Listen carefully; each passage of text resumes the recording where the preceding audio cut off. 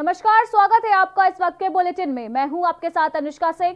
खबरों की ओर बढ़ेंगे, लेकिन उससे पहले नजर हेडलाइंस पर। उत्तराखंड में आज से शुरू होगा 3 दिवसीय विधानसभा सत्र। 22 को पारित होगा अनुपूरक बजट, तैयारियां शुरू। आज से 3 दिन का विधानसभा सत्र। विपक्ष ने सरकार को घेरने की बनाई रणनीति। सड़क से सदन तक कांग्रेस जताएगी विरोध। कोटद्वार में शुरू हुई सेना भर्ती। युवाओं में दिखा देशभक्ति का जोश। 8 तहसील के 37 अभ्यर्थियों ने किए रजिस्ट्रेशन। हरिद्वार में लापता बच्ची की हत्या, रेप की भी जताई जा रही आशंका। घर के सामने रह रहे किराएदार पर लगे आरोप। उत्तरकाशी में झीलों का मनमोहक दृश्य। विदेशी मेहमानों ने डाला झील में डेरा। विदेशी मेहमान सबका मोह रहे मन। फिर 4 डिग्री से नीचे लुढ़का पारा। उत्तराखंड में कड़ाके की ठंड से कांपे लोग। साधु की मौत।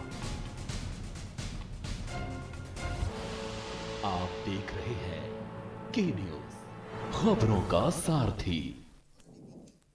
उत्तराखंड विधानसभा शीतकालीन सत्र शुरू हो चुका है। बड़ी खबर आपको बता रहे हैं, जहां उत्तराखंड विधानसभा का शीतकालीन सत्र शुरू हो चुका है। वंदे मातरम के साथ शुरू हुई सदन की कार्यवाही। विधानसभा में दिवंगत 5 विधायकों को श्रद्धांजलि दी गई है। 21 से 23 दिसंबर तक चलेगा सत्र। बड़ी खबर आपको बता रहे हैं, जहां उत्तराखंड विधानसभा का शीतकालीन सत्र शुरू हो चुका है। वंदे मातरम के साथ सदन की कार्यवाही शुरू की गई है। वहीं विधानसभा में दिवंगत 5 विधायकों को श्रद्धांजलि दी गई। 21 से 23 दिसंबर तक बता रहे हैं कि सदन की कार्यवाही चलेगी।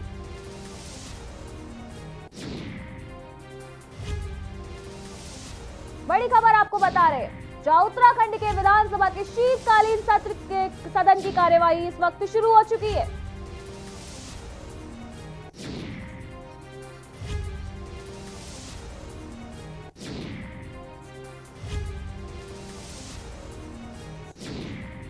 और इसी खबर पर तमाम जानकारी देने के लिए देहरादून से अशोक कुमार हमारे साथ लाइव जुड़ चुके हैं। जी अशोक, जिस तरीके से बताया जा रहा है कि आज से विधानसभा के शीतकालीन सत्र की शुरुआत हो चुकी है, ऐसे में विपक्षी पार्टियों की क्या कुछ रणनीति देखने को मिलेगी?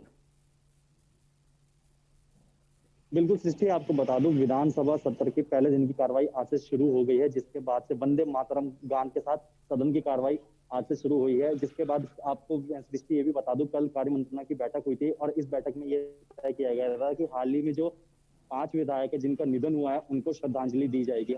श्रद्धांजलि देने के बाद जितने भी कार्य हैं उनको स्थगित किया गया है, चाहे वो फिर प्रश्नकाल हो, चाहे फिर वो आज सदन की पटल पर अनुपूरक बजट पेश होना था। और साथ ही साथ मुख्यमंत्री से संबंधित विभाग जितने भी थे उनको उनकी जवाबदेही होनी थी, वो कार्य, जितने भी कार्य थे आज वो स्थगित हो गए। तो वहीं दूसरी ओर अगर हम विपक्ष की बात करें तो विपक्ष लगातार सड़क से सदन तक सरकार को घेरने की रणनीति बना रहा है। विपक्ष का पहले ही साफ तौर पर यह कहना है कि जो 3 दिन का सत्र यहाँ पर आहूत किया गया है वो बहुत कम है, क्योंकि मुद्दे इतने ज्यादा हैं। तो साफ तौर पर विपक्ष का कहना है मुद्दे इतने ज्यादा है कि जिसके चलते सत्र की अवधि को कम रखा गया है। साफ तौर पर विपक्ष का ये भी कहना है कि सरकार कहीं ना कहीं विपक्ष की आवाज को दबाने का काम कर रहा है, क्योंकि मुद्दे में अगर हम मुख्य तौर पर बात करें तो किसानों की।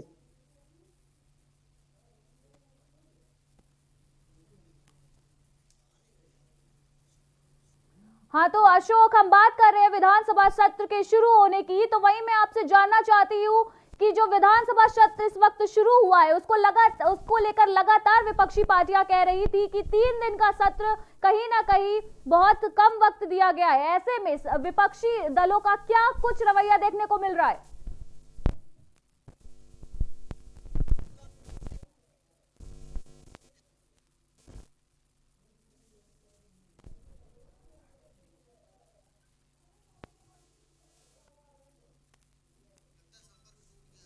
लगता है हमारा अशोक कुमार से संपर्क टूट गया। हम वापस उनसे बात करने की कोशिश करेंगे। तो बड़ी खबर हम आपको बता रहे हैं, जहां आज से उत्तराखंड विधानसभा सत्र की शुरुआत हुई है। 3 दिन तक ये शीतकालीन सत्र चलेगा।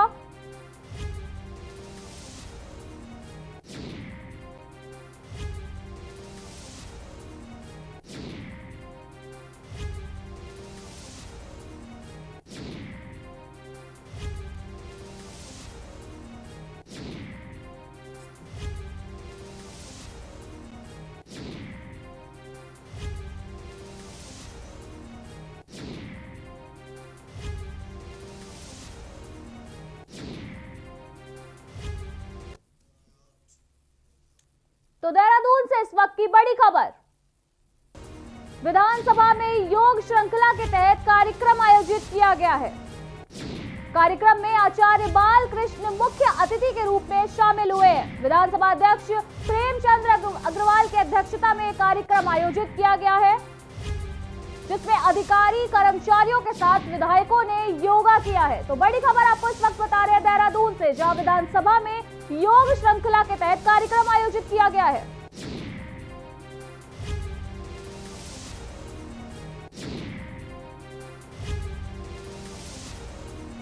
बड़ी खबर आपको बता रहे हैं, जो अधिकारियों और कर्मचारियों के साथ विधायकों ने योगा किया है। विधानसभा में योग श्रृंखला के तहत कार्यक्रम आयोजित किया गया है। कार्यक्रम में आचार्य बालकृष्ण मुख्य अतिथि के रूप में शामिल हुए हैं। वहीं विधानसभा अध्यक्ष प्रेमचंद्र अग्रवाल की अध्यक्षता में यह कार्यक्रम आयोजित किया गया है।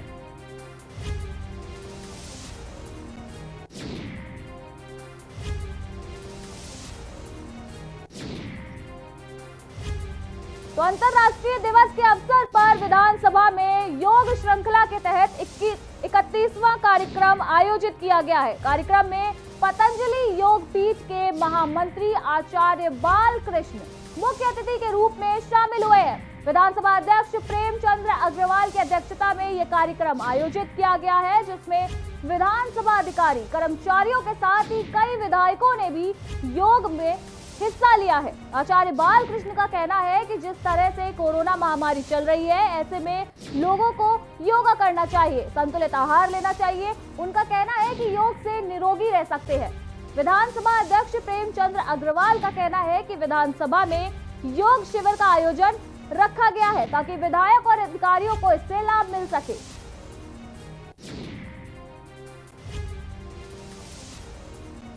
वहीं इस कार्यक्रम में विभिन्न कर्मचारियों ने और अधिकारियों ने हिस्सा लिया और उनका कहना है कि विधानसभा में हर महीने 21 तारीख को शिविर का आयोजन किया जाता है।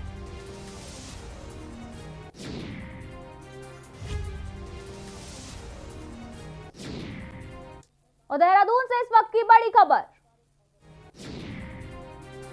जहां कांग्रेस प्रदेश प्रभारी का 2 दिवसीय दौरा है। उत्तराखंड के 2 दिवसीय दौरे पर हैं देवेंद्र यादव। बड़ी खबर इस वक्त की, युवा कांग्रेस द्वारा आयोजित विधानसभा घेराव में शामिल होंगे। शाम 5 बजे कांग्रेस उपाध्यक्षों की समीक्षा बैठक ली जाएगी। बड़ी खबर आपको बता रहे देहरादून से, जहां कांग्रेस प्रदेश प्रभारी का 2 दिवसीय दौरा है। उत्तराखंड के 2 दिवसीय दौरे पर है देवेंद्र यादव। वहीं देवेंद्र यादव शाम 5 बजे कांग्रेस उपाध्यक्षों की समीक्षा बैठक में शामिल होंगे।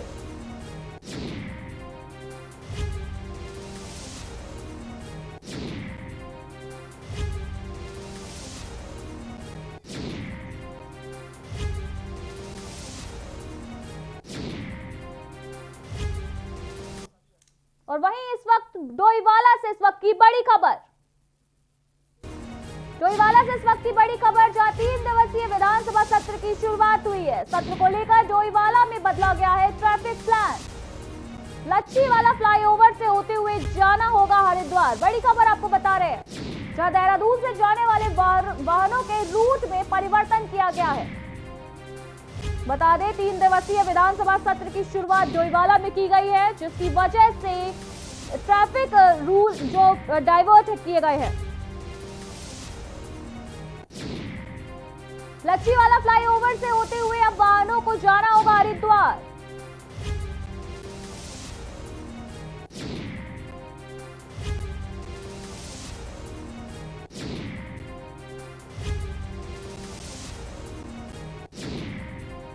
सत्र को लेकर डोईवाला में इस वक्त ट्रैफिक प्लान बदला गया है। लच्छीवाला फ्लाईओवर से होते हुए हरिद्वार जाना होगा वाहनों को। वहीं देहरादून जाने वाले वाहनों का रूट में परिवर्तन किया गया है।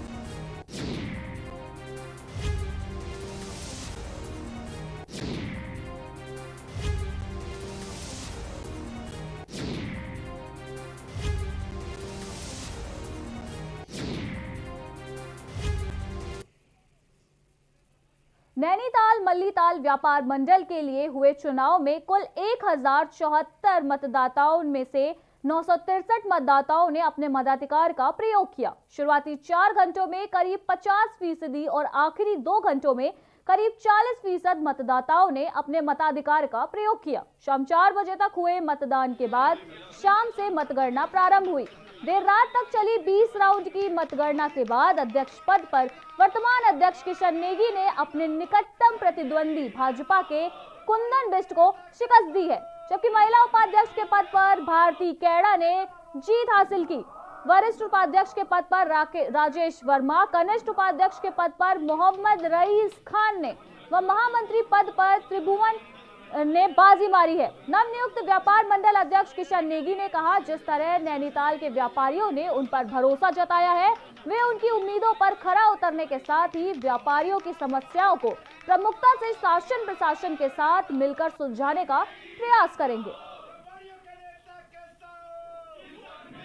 सबसे पहले तो मैं अपने सभी सम्मानित व्यापारियों को बहुत बहुत हार्दिक धन्यवाद दूंगा। उन्होंने मेरे पिछले 20 साल के कार्यकाल को सराहा है, उसके लिए मैं बहुत बहुत आभार व्यक्त करता हूं। मेरी प्राथमिकता में इस समय सबसे पहले नैनीताल में पेयजल की समस्या है, उसके रेटों पर से संबंधित है, और दूसरा फल से संबंधित है, तीसरा पार्किंग से है। पार्किंग में कमिश्नर साहब इनिशिएटिव ले रहे हैं, बड़ी खुशी हो रही है। अगर भविष्य में नहीं हुआ तो फिर हमें कुछ।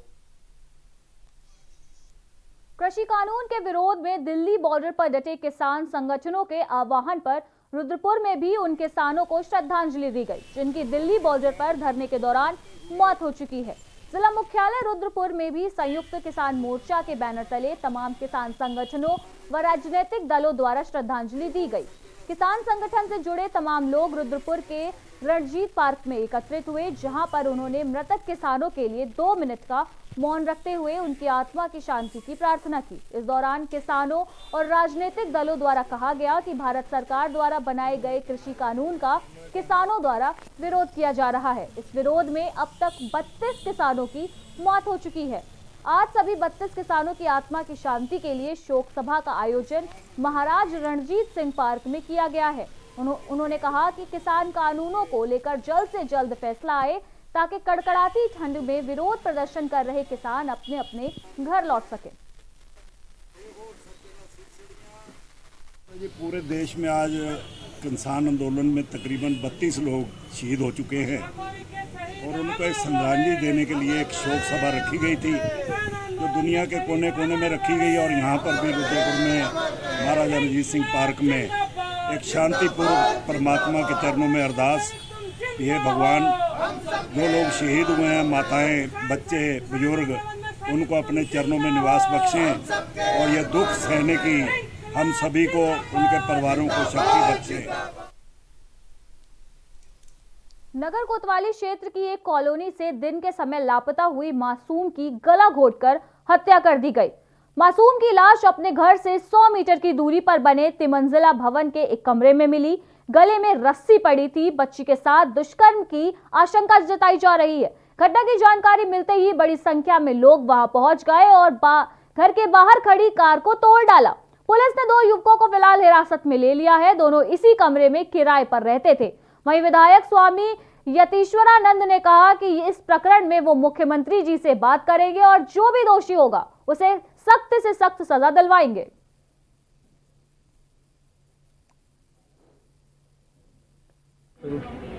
जो गड़बड़ में जो हमारा जो कानून व्यवस्था है, इससे लगता है कि जो गलत विचारों के लोग हैं, वो कहीं न कहीं उनके हौसले बुलंद हैं, उन पर अंकुश नहीं है। मैं माननीय मुख्यमंत्री जी से बात करूँगा। जिस क्षेत्र के अंदर घटना हुई है, उससे संबंधित जो भी अधिकारी हैं, उन पर कार्रवाई की जानी चाहिए। उत्तरकाशी में झीलों के किनारे और जिला मुख्यालय से सटे गंगा तटों पर प्रवासी पक्षियों ने डेरा डाल दिया है। प्रवासी पक्षियों का गंगा में करतब आकर्षण का केंद्र बना हुआ है। इस साल इन प्रवासी जलीय पक्षी बड़ी संख्या में गंगा में नजर आ रहे हैं। देखिए पूरी रिपोर्ट।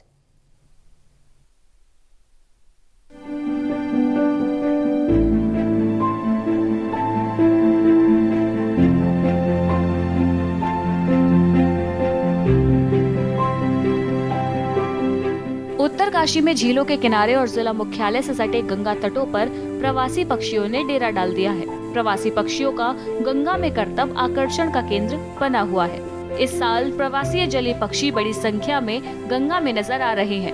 वहीं गंगा विचार मंच ने प्रवासी पक्षियों पर शोध और इनके संरक्षण और संवर्धन की मांग केंद्र और राज्य सरकार से की है। जिले में मनेरी जल विद्युत परियोजना प्रथम की मनेरी झील और मनेरी जल विद्युत परियोजना द्वितीय की जोशीआड़ा बैराज बनने के बाद गंगा में प्रवासी जलीय पक्षियों का आवागमन बढ़ा है।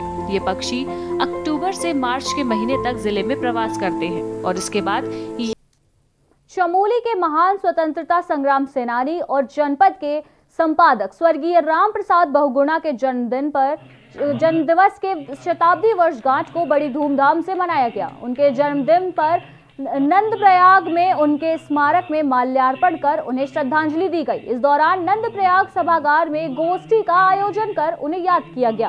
वहीं नगर पंचायत नंदप्रयाग में उनके 100वें जन्म दिवस पर नगर पंचायत नंदप्रयाग की ओर से पेंटिंग प्रतियोगिता का भी आयोजन किया गया।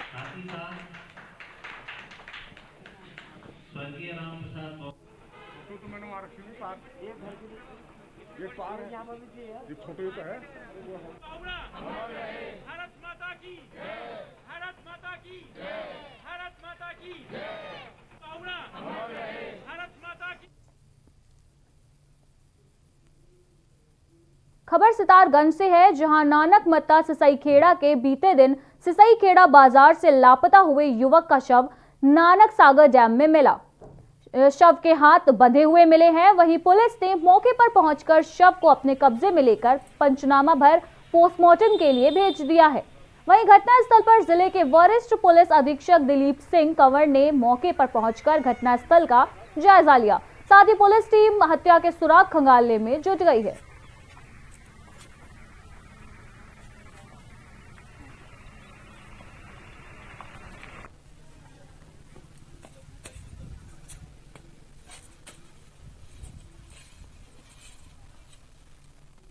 लड़का जो है हरिओम राणा नाम का है और ये कल शाम को 4:30 पौने 5 के लगभग से गायब था। इसके मोबाइल फ़ोन का भी हमने सीधा निकाला है और जब कल शाम से ढूंढखोज हुई, आज सुबह भी ढूंढखोज करने के बाद जब ये नानक सागर डैम के पास इसका मोटरसाइकिल मिला। उसके बाद फिर नीचे जब डैम में देखा गया तो उसमें इसका जैकेट पहन रहा था और ढूंढखोज के बाद इसकी डेड बॉडी भी बरामद हो गई है। उसके दोनों हाथ बंधे हुए थे आगे से। तो प्रथम दृष्टया तो ये हत्या का मामला लग रहा है।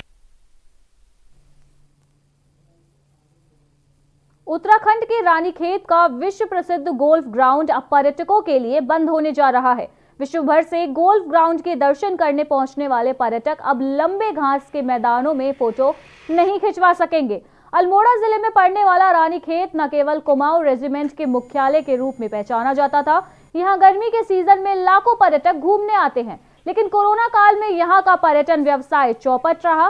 लेकिन अब जैसे जैसे पर्यटक इस ओर आना शुरू हुए हैं तो सेना द्वारा यहाँ प्रसिद्ध गोल्फ ग्राउंड पर्यटकों के लिए बंद कर दिया गया है, जिससे पर्यटकों में निराशा है। गोल्फ कोर्स को बंद करने से व्यापारियों के रोजगार पर भी संकट मंडराने लगा है, क्योंकि यहाँ के दुकानदार या होटल व्यवसायी सभी पर्यटन सीजन पर ही आश्रित है।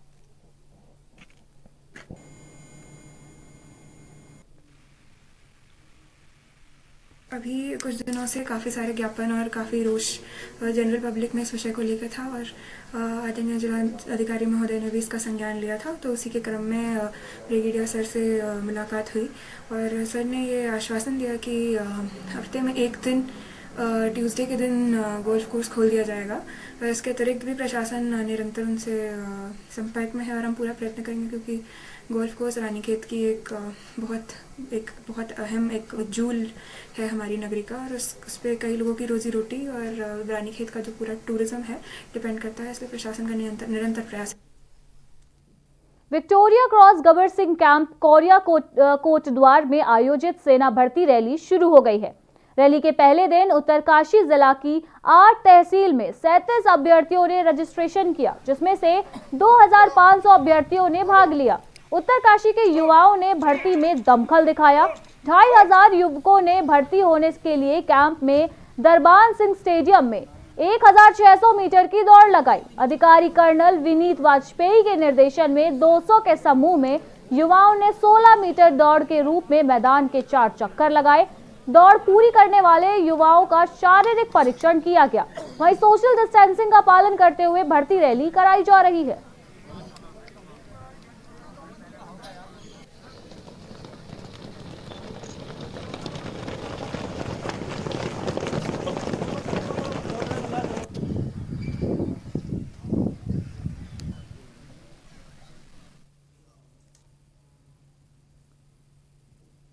रुद्रपुर में अवैध खनन को लेकर पुलिस द्वारा ताबड़तोड़ कार्यवाही की गई, जिसमें 7 वाहनों को रुद्रपुर कोतवाली में सीज किया गया, जबकि 2 ट्रैक्टर को थाना पंतनगर में सीज किया गया। दरअसल कुछ दिनों से पुलिस क्षेत्राधिकारी को सूचना मिल रही थी कि बाजपुर से वाहनों द्वारा अवैध रूप से रेत बजरी रुद्रपुर लाई जा रही है, जिस पर सीओ सिटी अमित कुमार ने NH 74 पर चेकिंग अभियान चलाते हुए 7 वाहनों को सीज कर दिया।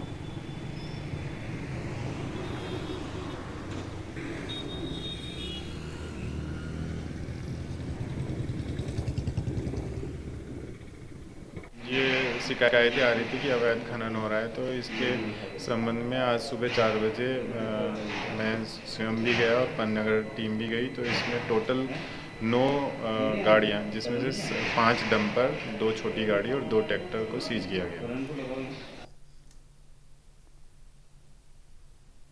किसान बिल के विरोध में विकास नगर के क्षेत्रीय किसानों ने केंद्र सरकार के खिलाफ जमकर प्रदर्शन करते हुए नेशनल हाईवे पर सांकेतिक जाम लगाया और किसान बिल वापस लेने की मांग की।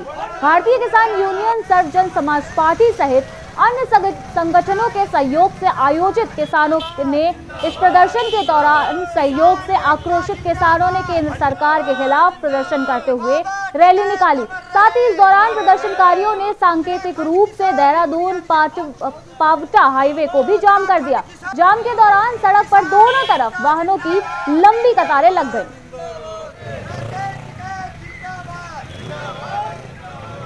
भैया इसमें कांग्रेस या किसान या कोई भी, इसमें खाली किसान या कांग्रेस नहीं, पूरे देश का आवाम, हर जवान इसके साथ खड़ा है, इसके विरोध में खड़ा है। और इतने तक ये काला कानून वापस नहीं होगा। इसमें हर इंसान साथ दे रहा है, चाहे वो मजदूर हो, किसान हो या कोई भी हो।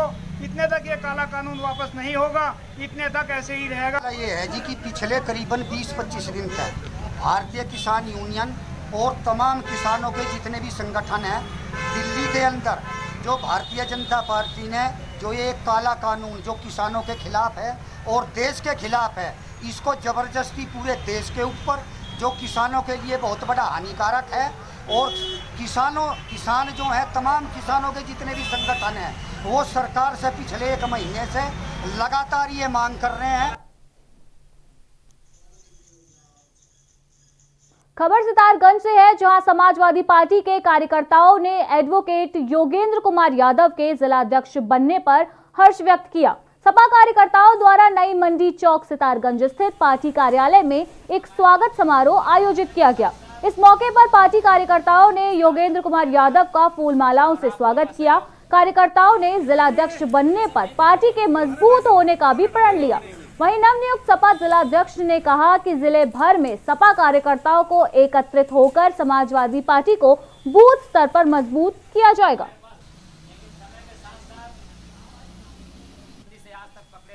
अध्यक्ष का पद लिया गया है। इसके लिए समाजवादी पार्टी के राष्ट्रीय नेतृत्व और प्रदेश नेतृत्व का हार्दिक आभार, और तमाम कार्यकर्ता जो यहाँ मौजूद हुए हैं उनका भी हार्दिक अभिनंदन।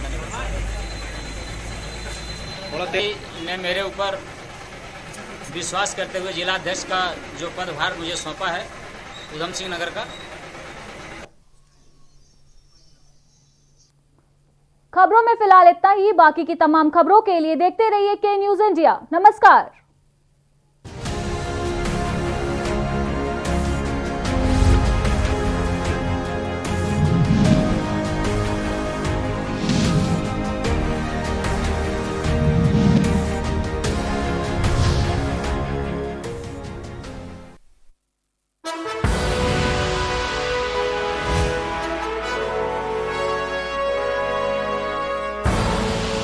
आप देख रहे हैं के न्यूज, खबरों का सारथी।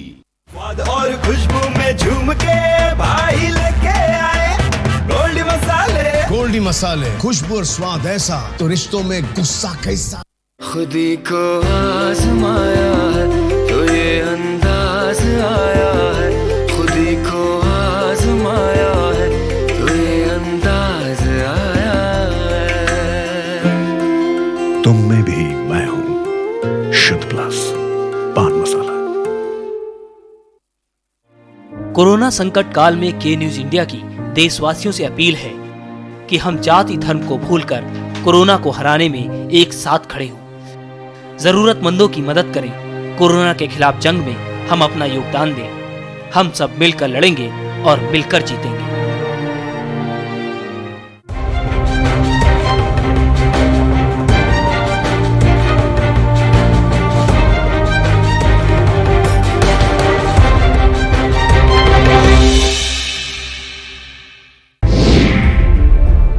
क्या है भरण पोषण की परिभाषा? भरण पोषण पर किनका है हक? बेऔलाद